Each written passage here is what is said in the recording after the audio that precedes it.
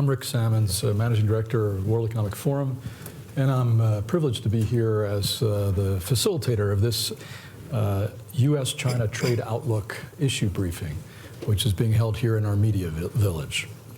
Let me just make a few introductions, and I'll make some initial comments as well, and then we'll get into the analysis. First, on my left is Lin Yang, President of the Innovation Ideas Institute, and is also a young global leader of the World Economic Forum. On her left is Chad Bohn, Senior Fellow at the Peterson Institute for International Economics in the US of A. And to his left, Fan Gang, Director, National Economic Research Institute of the China Reform Foundation, People's Republic of China. Let me make two very brief sets of opening remarks. One is, before we get into the US-China discussion, we are here at the Forum's annual meeting, and I'd just like to signal, related to this topic today, but going beyond it, the Forum as an institution, an international organization that is, has as its purpose to deepen public-private cooperation, is launching here this week a new initiative to create more of a dynamic of informal dialogue and practical cooperation, which is to say a non-negotiating track of concrete cooperation on various trade issues having to do with policy, business practice, and the impact of technology on trade. And this process, this platform, has at its core a group of now about 26 leading institutions around the world who do deep work in policy research and dialogue and practical cooperation. They're often linked either informally or informally to their governments, providing an important base of knowledge. And the intention is to use this platform for the future of trade and global economic interdependence to explore some of the informal frameworks, soft law frameworks, analysis, trust-building dialogue in a number of key categories, including one related to the theme today, which is looking at the interoperability, how to improve the interoperability of different economic systems, which is fundamentally what has given, I think, rise to the frictions and ultimately gave birth to this first phase agreement, which I'd like to now turn to. So we are here principally to talk about that, but of course the context in which it emerged. And what I'd like to suggest without further ado is that we invite you, Chad, to provide some initial framing and analysis of that, and then we'll turn to you, Mr. Gang. So my sense of having read the text of the agreement, and there actually is a legal agreement there with 86, somewhere between 86 and 90 pages of text, depending on how you measure it.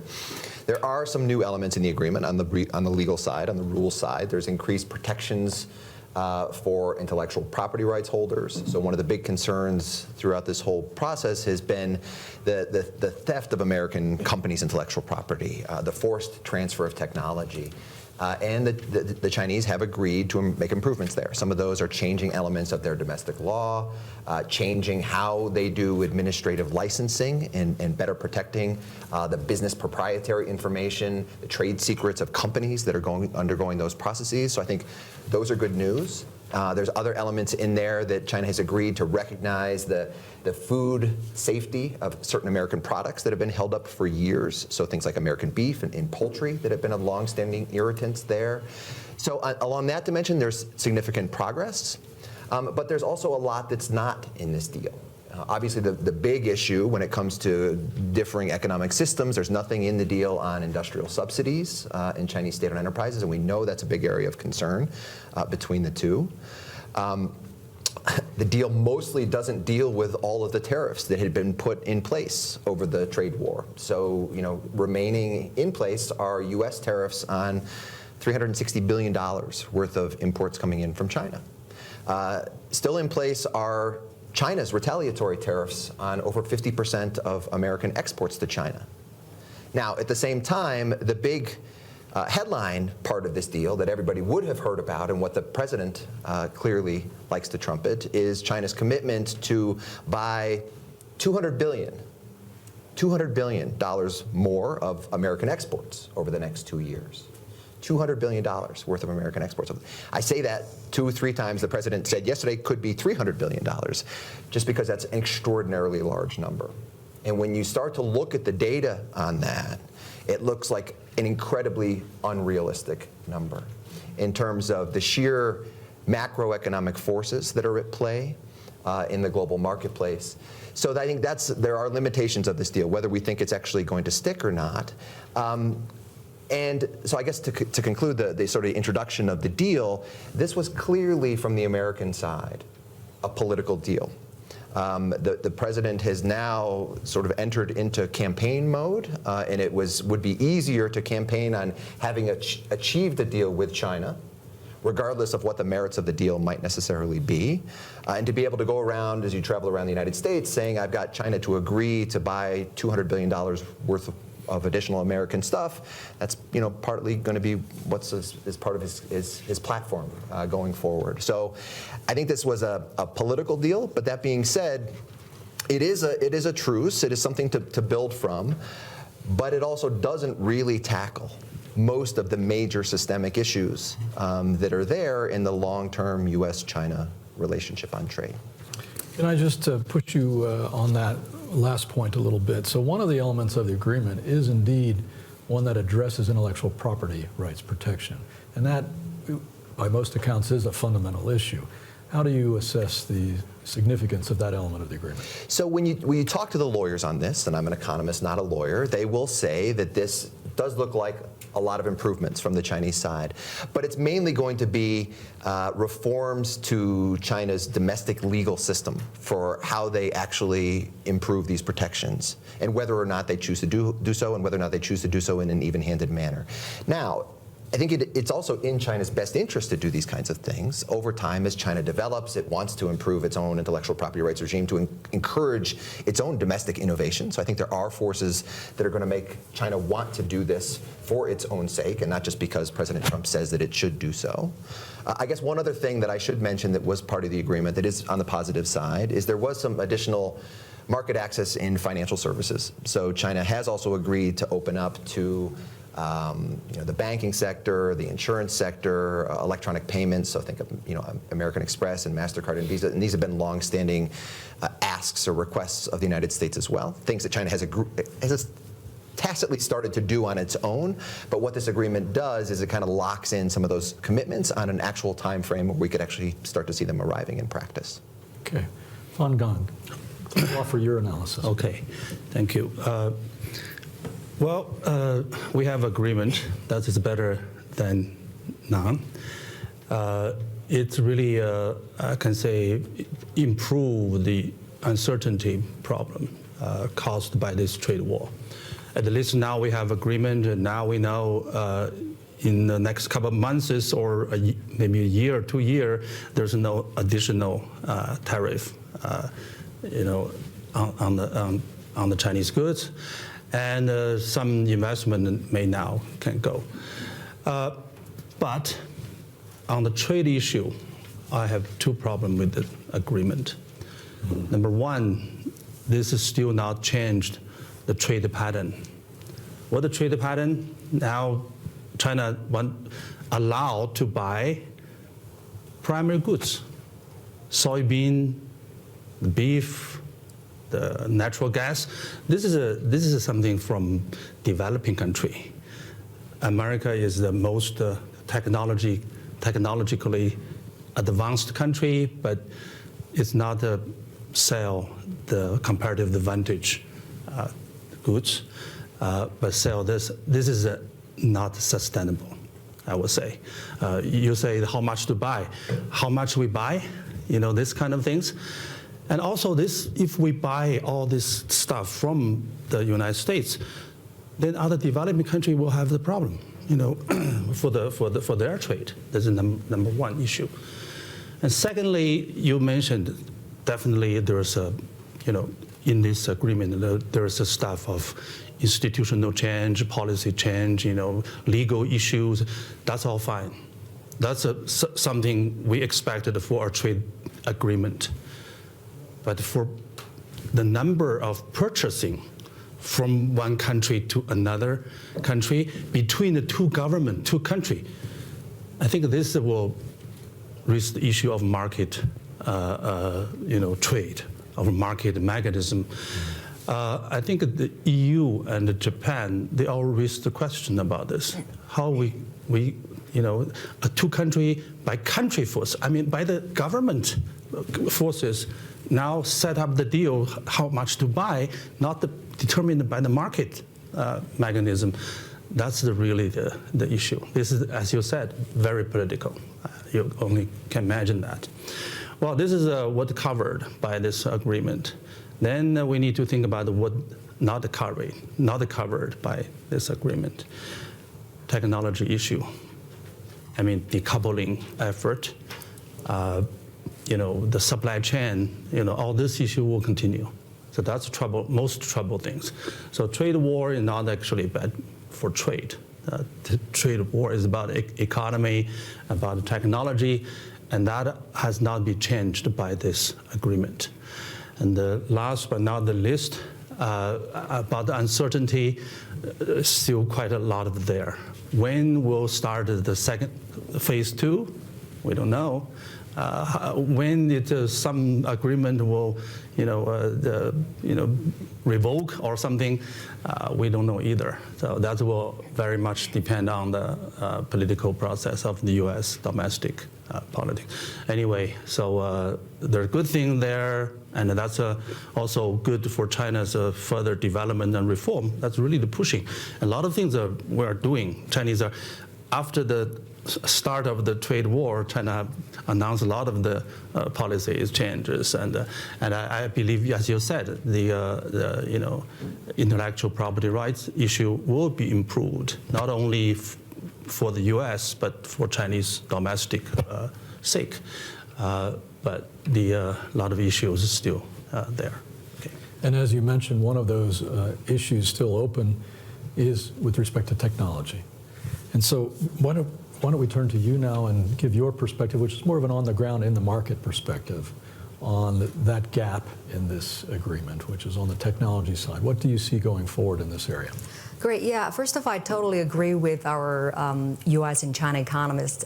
This is not a perfect deal, but we should still feel optimistic about this deal because it is a sign, it is a truce, it is at least a psychological boost for both sides to think about, to move forward, to find a solution to solve the U.S.-China tension. In the last 2 years, when either people in the U.S. or China, when they watch the news escalation every day, when the terrorist is rising, that's a big damage to the private sector on both sides. The cross-border investment between U.S. and China, especially on the technology side, dropped 90% in 2019.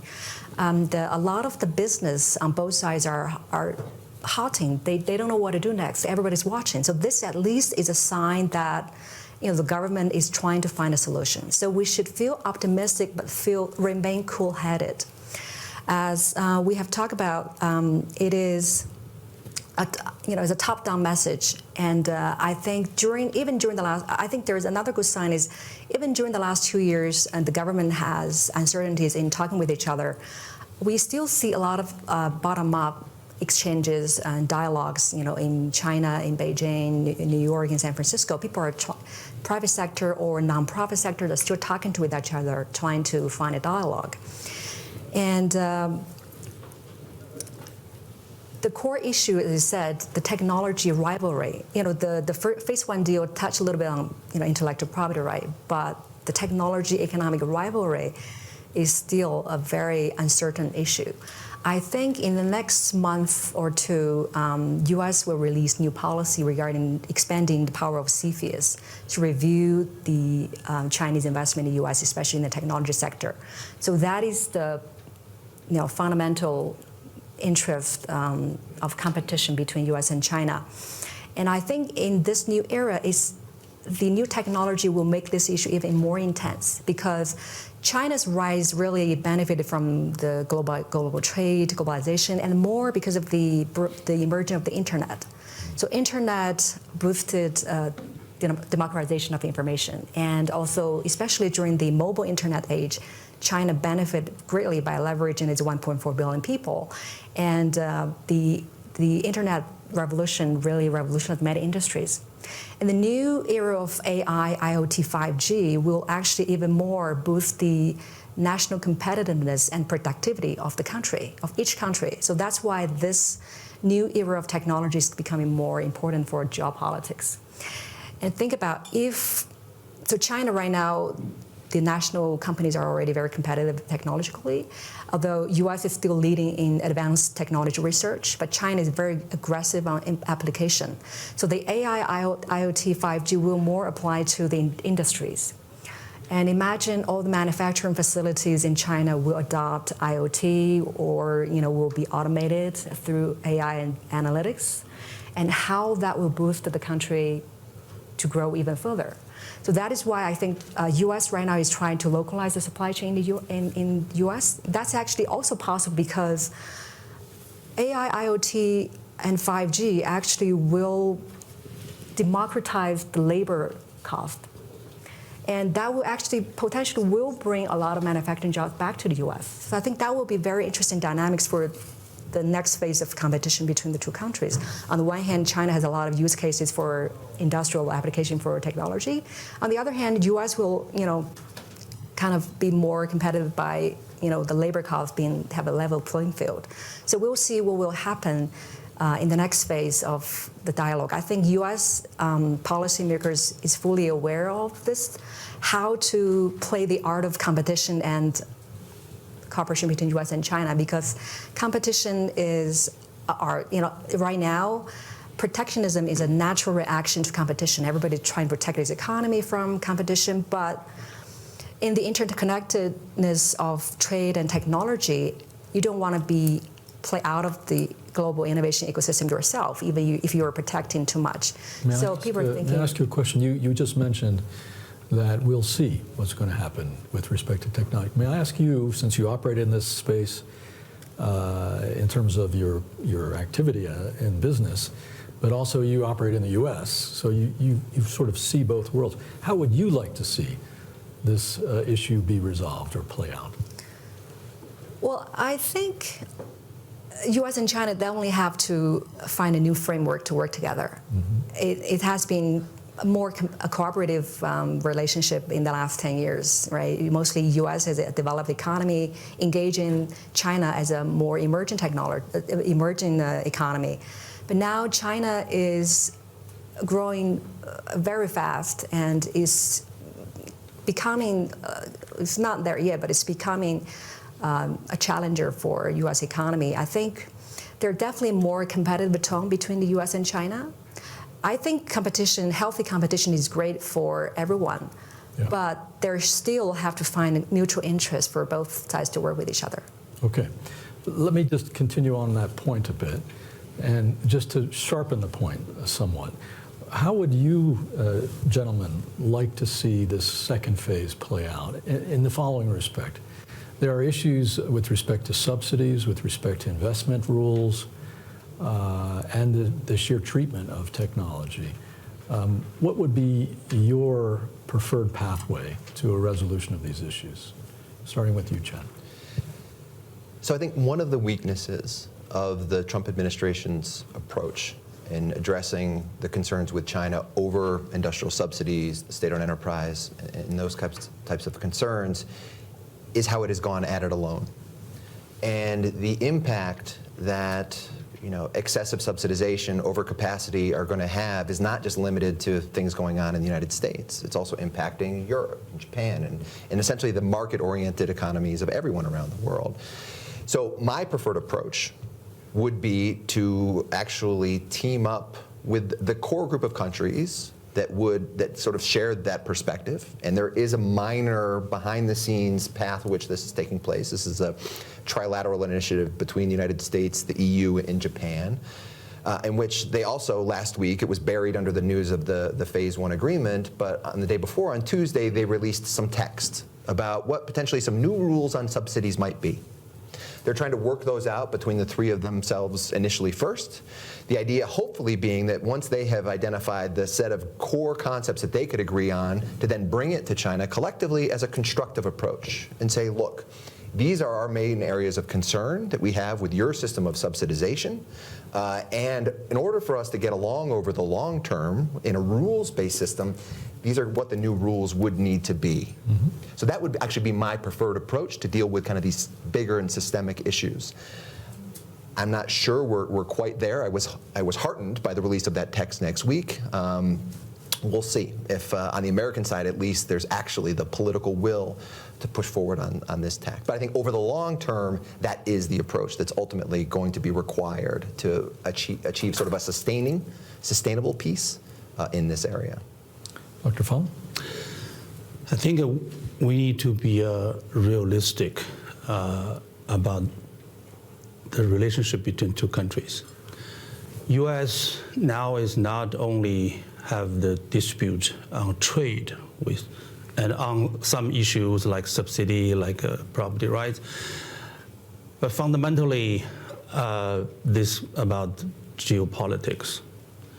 This is about the system, about the trust.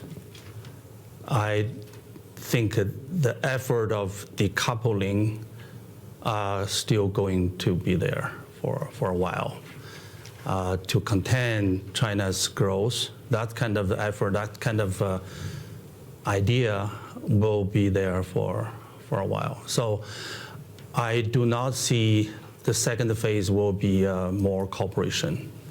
That's hopefully we would like to have cooperation, but I don't think that will be the case. So what I can hope is that the second phase will no longer talking about the number, how much we buy, how much you sell, and more focused on the institutional structural issues. And that, when they put on the table, but all the issue put on the table, then we can negotiate it, and we can, Chinese side can say, how much we can improve, and how much we already improve. Then that will be good for China itself, because they're pushing it forward to go to the market mechanism. Something cannot change, will still not change. On American side is not changeable, and Chinese side there's something not changeable. So for the second phase, we would like to be also to see more realistic approach for the both sides, and then we can still keep this relationship, keep talk going. As long as two sides still negotiate, still keep talking, I think the world will be better than there's no such things. So, but fundamentally, I don't think we will have all the solution to this. Yes. So, as you have mentioned, that this is a managed trade approach, which departs from the principles that have been enshrined for decades now in the system, that has led to so much trade liberalization over time. But I guess I would posit for discussion here, you could interpret that as an evil, right? As not a good thing for the. It's a departure from non-discrimination. It will hurt third-party countries, their trade. It will encourage deeper state intervention into markets themselves, and it is focusing mistakenly on bilateral flows and balances as opposed to the global one. On the other hand, one could argue that this is potentially a necessary evil to build confidence. In order to get to those fundamental issues of what I was referring to earlier, of the interoperability of two slightly different economic systems, there's a need to build confidence, because there was a perception that there was an imbalance in the follow-through of concessions after China's accession to the WTO. And that by taking these steps, these commitments, that perhaps that may create a better atmosphere for tackling these issues, and might even create a better atmosphere for doing what you're suggesting, Chad, which is to bring in other countries and have a larger common approach to the issue. Can I ask you, when you look at those two ways of looking at things, do you see each of you see the situation as a glass half full or half empty? Maybe starting with you. As I said, I think the global innovation ecosystem is open. It's benefited from an open system, and of course, we do not want to see anyone close their own doors to disrupt the global innovation ecosystem. And so that's why I think when two countries are in tension, we should involve more international organizations, especially when people are talking about 5G or AI, where they have interoperability issues. I think we should involve more international organizations to involve more technology specialists to define the standards, more countries to collaborate to define the technology standards and how technology can be used and how they can connect with each other. So in that way, that will create a new collaborative relationship between the two countries, besides the competitive dynamics. Chad, how do you view it on balance? So I want to be optimistic. And so let me play out the optimistic scenario that you posited, and I hope we go there. I hope the Chinese government and the rest of the world sees the legal commitments that China has taken on as an opportunity for China to say, yes, we are willing to do these things that are written down now and to follow through with them. And that would be a sign of goodwill and a stepping stone to take on further commitments.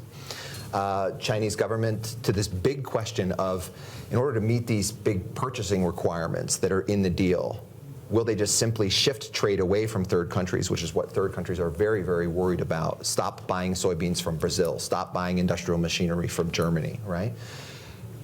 The way that China could approach that is to say, we are going to lower our tariffs toward the rest of the world. And Chinese government officials yesterday didn't say that, but they did say the rest of the world, don't worry about it.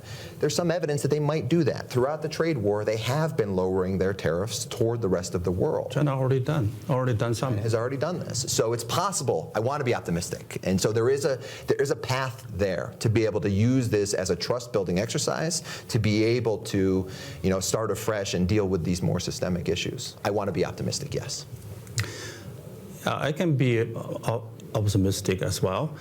But one worry is about the international system. I mean, about WTO things.